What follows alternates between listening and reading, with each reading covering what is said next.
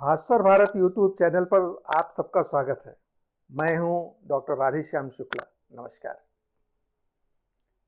पिछले वीडियो में हम लोगों ने दुखवाद पर चर्चा की थी। उसके बाद जिन मित्रों के कुछ फ़ोन कॉल्स आए, उसमें एक सवाल ये उठाया गया कि आखिर हमारे इस इन वीडियोज़ का उद्देश्य क्या है, हम क्या स्थापित करना चाहते हैं, लोगों को क्या बताना चाहते हैं। इस संदर्भ में मैं ये कहना चाहता हूँ कि इसका उद्देश्य वास्तव में मिथ्या विश्वासों से समाज को बाहर निकालना है। दूसरी बड़ी बात कि भारतीय चिंतन धारा के संदर्भ में जो भ्रम की स्थिति पैदा हो गई है या मिथ्या ज्ञान या अज्ञान के कारण जो नई नई बातें पैदा हो गई हैं, उनके बीच वास्तविकता को, यथार्थ को प्रकट करना और वैश्विक स्तर पर वैज्ञानिक चिंतन पर आधारित मानव केंद्रित चिंतन धारा को प्रोत्साहित करना। इस संदर्भ में आप सब लोग जानते हैं कि भारत में प्रायः अध्यात्म की बड़ी दुहाई दी जाती है और कहा जाता है कि भारत आध्यात्मिक देश है और गीता हो, उपनिषद हो, हर चीज़ को अध्यात्म केंद्रित बता दिया जाता है। लेकिन अध्यात्म चिंतन धारा का केवल एक अंग है। आप सब लोग अच्छी तरह जानते हैं कि वेदों में, उपनिषदों में जो चर्चा अध्यात्म की गई है, उसके साथ आधिभौतिक और आधिदैविक बातों की भी चर्चा की गई है, जिनकी हम चर्चा नहीं करते और अध्यात्म केंद्रित उपासना और विचारधारा को आगे बढ़ाने की कोशिश करते हैं। उपनिषदों में बहुत साफ साफ कहा गया है कि हमारे चतुर्दिक जो कुछ है उसे हम अधिभूत कहते हैं और हमारे अंतर्मन, अंतश्चेतना में जो है उसको हम अध्यात्म कहते हैं। और इसके ऊपर जो हम जैसे ब्रह्म चिंतन करते हैं या ईश्वर की बात करते हैं या परम देव की बात करते हैं, वो अधिदेव है। तो तीन बातें हैं, अधिभूत, अधिआत्म और अधिदेव। अधि का अर्थ होता है चारों तरफ, सराउंडिंग, टोटल। इस दृष्टि से जब हम भारतीय चिंतन धारा को समझने की कोशिश करते हैं तो वहाँ तीन दृष्टियाँ हैं। मनुष्य केवल अपने भीतर नहीं देखता, उसको पहले बाहर देखना होता है। तो मनुष्य सबसे पहले अपने बाहर देखता है, अपने पर्यावरण को देखता है, भौतिक वस्तुओं को देखता है। उसके बाद दूसरी दृष्टि उसकी भीतर देखने की होती है। पहले वह बाहर देखता है, फिर भीतर देखता है, फिर ऊपर देखता है। ऊपर देखने का मतलब क्या? इन सब के परे जो मनुष्य की कल्पना है, कारण तत्वों की खोज, वह ऊपर देखने जैसा है। ऊपर मतलब हमारे बाहर का जो कुछ वातावरण है, हमारे भीतर के जो कुछ हमारी चिंतन प्रक्रिया है, उसके परे जो कुछ है उसको देखना, ऊपर देखना कहते हैं। तो हम तीन दृष्टियों से चीज़ों को देखते हैं, बाहर देखते हैं, भीतर देखते हैं और फिर ऊपर देखते हैं।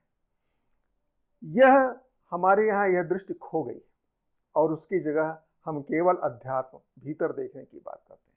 मध्यकालीन संतों को आप पढ़ते सुनते होंगे, जानते भी होंगे, विश्वास भी करते होंगे।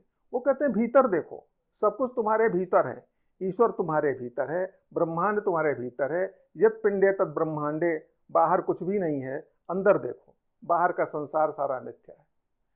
यह सोच ही मिथ्या दृष्टि है। हम इससे समाज की उपेक्षा करते हैं और व्यक्तिगत उत्थान, व्यक्तिगत उत्कर्ष या व्यक्तिगत मोक्ष की लालसा में अपने को समाज से काट लेते हैं। यह मिथ्या दृष्टि है। संतों के प्रति हम बहुत सम्मान रखते हैं, लेकिन उन्होंने समाज को जो संदेश दिया वह समाज के हित में नहीं है। हमारी दृष्टि बहुत स्पष्ट होनी चाहिए।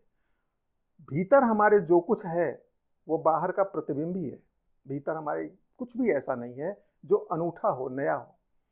भीतर जिसे हम आत्मा कहते हैं या सेल्फ कहते हैं, उसमें जो बिंब बनते हैं वो बाहर की वस्तुओं के ही बनते हैं और उनके ही आधार पर हम जब अपनी बुद्धि का प्रयोग करके उनके आधार पर नई नई कल्पनाएं करते हैं तो हमारे भीतर की बात होती है, और उसके परे जब हमारा चिंतन आगे बढ़ता है तो हम ऊपर की बात सोचते हैं।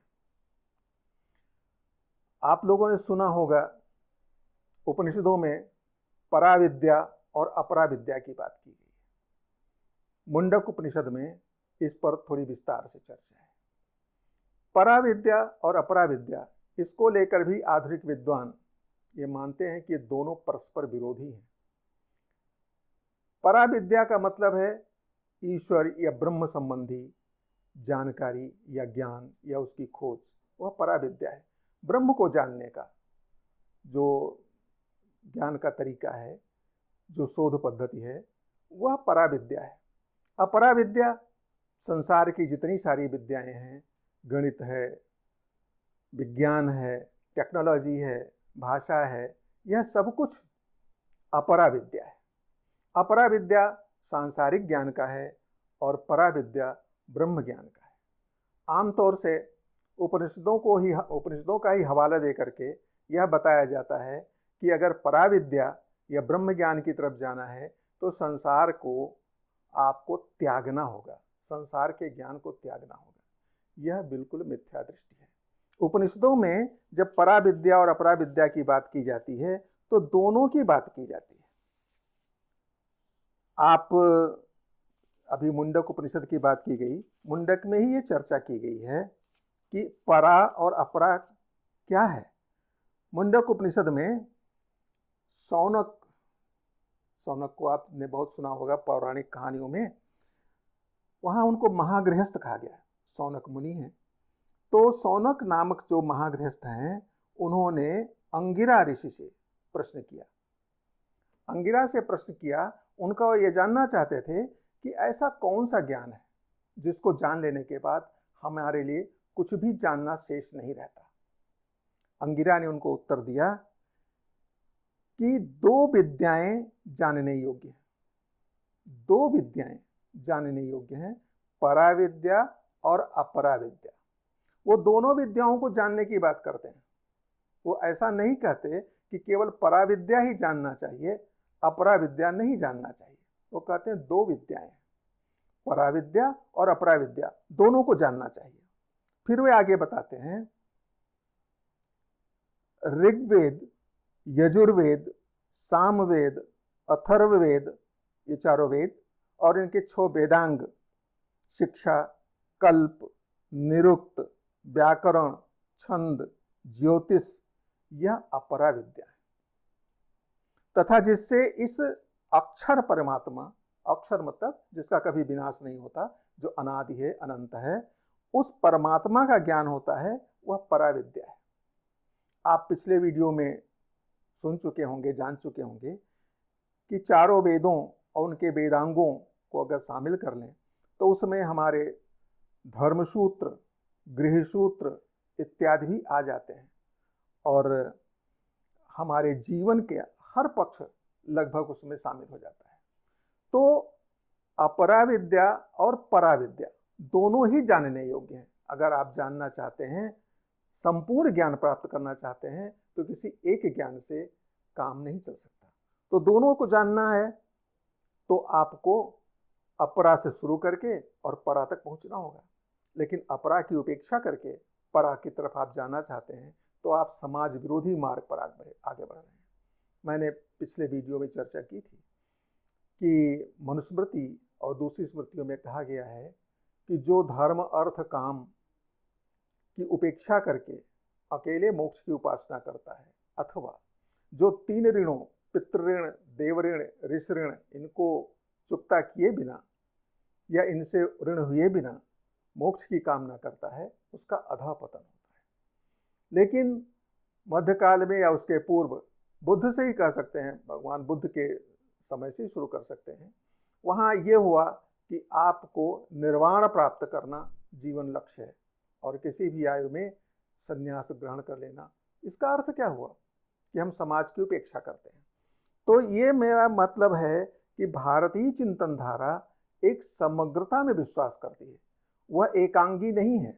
जब हम केवल ब्रह्म ज्ञान या मोक्ष की बात करते हैं या उपनिषदों के ज्ञान की, जिसे पराविद्या करते हैं, उसकी ही उपासना करते हैं, तो हम एकांगी ज्ञान की दिशा में आगे बढ़ते हैं।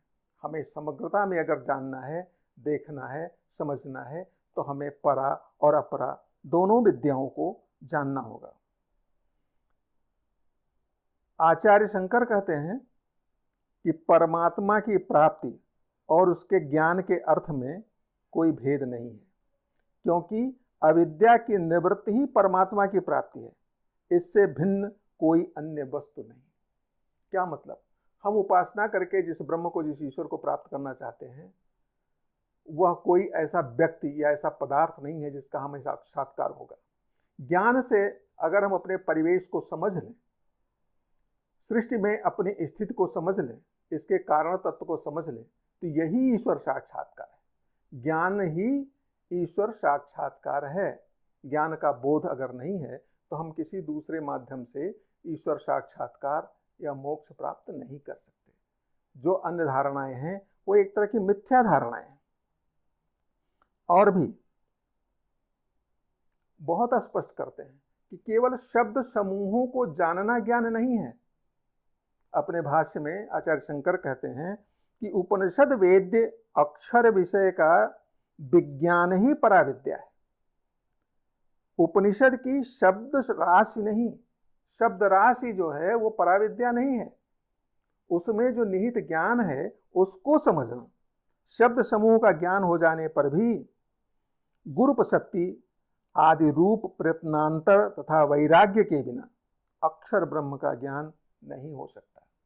वैराग्य से मतलब यह नहीं है कि संसार के बारे में सारा चिंतन छोड़ करके और ब्रह्म चिंतन में लग जाना। वैराग्य का मतलब है कि जब आप ब्रह्म चिंतन कर रहे हैं तो संसार के तमाम धर्मों से आपको अलग होना पड़ेगा, लेकिन उसका परित्याग कतई लक्ष्य नहीं है। अपने आगे पराविद्या का प्रदर्शन करते हुए कहा गया है कि वह जो अदृश्य, अग्राह्य, अगोत्र, अवर्ण और चक्षु श्रोत्रादिहीन है, इसी प्रकार अपाणिपाद, नित्य, विभु, सर्वगत, अत्यंत सूक्ष्म और अव्यय है तथा जो संपूर्ण भूतों का कारण है, उसे विवेकी लोग सब ओर देखते हैं। ब्रह्म जिसका हम चिंतन करते हैं वो तमाम सारे भूत मतलब प्राणियों का कारण है। ब्रह्म के बारे में उपनिषदों में यह भी कहा गया है कि जिससे सारे प्राणियों, सारे भूतों का जन्म होता है, जिसमें वो स्थिर रहते हैं और जिनमें उनका लय होता है, वही ब्रह्म है। यह एक वैज्ञानिक अप्रोच है सृष्टि के बारे में समझने का। एक और बात, कभी कभी लोग उपनिषदों के जो सृष्टि विद्या है उसके बारे में कहते हैं कि यह तो आधुनिक विज्ञान से इसका कोई मैच नहीं है, यह बिल्कुल अप्रासंगिक लगता है। तो सच्चाई यह है कि उपनिषद सृष्टि विज्ञान बताने के लिए नहीं रचे गए। वहाँ पर जो सृष्टि विज्ञान की चर्चा है वह वास्तव में ब्रह्म की अवधारणा को स्पष्ट करने के लिए है। यहाँ ब्रह्म एक वैज्ञानिक तर्क संगत दृष्टि से जो हम अपने परिवेश के बारे में ज्ञान प्राप्त करते हैं या उसके कारण तत्व तक पहुँचने की कोशिश करते हैं, उसका एक प्रतिरूप है। बहुत सारे दार्शनिकों ने, जिनमें भगवान बुद्ध भी शामिल हैं, उन्होंने कह दिया कि वो ईश्वरवादी नहीं, वो ईश्वर को स्वीकार नहीं करते, वो यूँ आत्मा को भी स्वीकार नहीं करते। तो उन्होंने कह दिया कि सृष्टि अनादि अनंत है, ये जैसा था वैसा है। तो अब इसको अगर स्वीकार कर लें, इसके कारण तत्व की चिंता ना करें, तो आपके बहुत सारे प्रश्न यूँ ही समाप्त हो जाते हैं। लेकिन फिर दुखवाद कहाँ से आ गया, तृष्णा कहाँ से आ गई, इसका कोई कारण, कोई समाधान इन दर्शनों में नहीं दिया जाता। मेरा आशय सिर्फ यह कहने का है, आप ऐसा नहीं कि उपनिषद के काल में चले जाएं, लेकिन ये कि जो ऐसी मिथ्या धारणाएं आज भी समाज के सामने उपस्थित हैं, उनके विपरीत हमें एक वैज्ञानिक सोच विकसित करनी चाहिए। और चूंकि हमारी प्राचीन भारतीय परंपरा उपनिषद और वेदों में वैज्ञानिक पद्धति अपनाई गई है, एक तर्क संगत विधि अपनाई गई है, हम उस विधि को भूल गए हैं या भूलने की कोशिश करते रहे या जानबूझ करके उसकी उपेक्षा की है और उसका एकांगी दर्शन, एकांगी धर्म और एकांगी विचार को हमने भारत की पहचान बना लिया है और स्वयं उसकी आराधना में लग गए। हमें पूर्ण दृष्टि चाहिए और उस पूर्ण दृष्टि के लिए हमें उसके मूल विचारधारा को सही और ठीक समझ से समझने की कोशिश करनी चाहिए। हम इस चैनल के माध्यम से अपने वीडियोज में आपको सत्य बताने की कोशिश करेंगे, यथार्थ बताने की कोशिश करेंगे। इसलिए मेरा अनुरोध है कि आप इसको आद्यंत पूरा देखने की कोशिश करें और इसमें जो तथ्य आते हैं उनको, उनके पीछे की जो श्रृंखला है, उन वीडियोज़ को जब तक नहीं देखेंगे, हो सकता है वो आपको पूरी तरह से स्पष्ट ना हो। इस संदर्भ में आप अगर कोई प्रश्न करते हैं तो उसका उत्तर देने में मुझे प्रसन्नता होगी। यह वीडियो अगर आपको अच्छा लग रहा हो तो मेरा अनुरोध है कि इसे शेयर करें, लाइक करें और सब्सक्राइब करें और अपनी टिप्पणी भी हमें अवश्य भेजें। बहुत बहुत धन्यवाद। नमस्कार।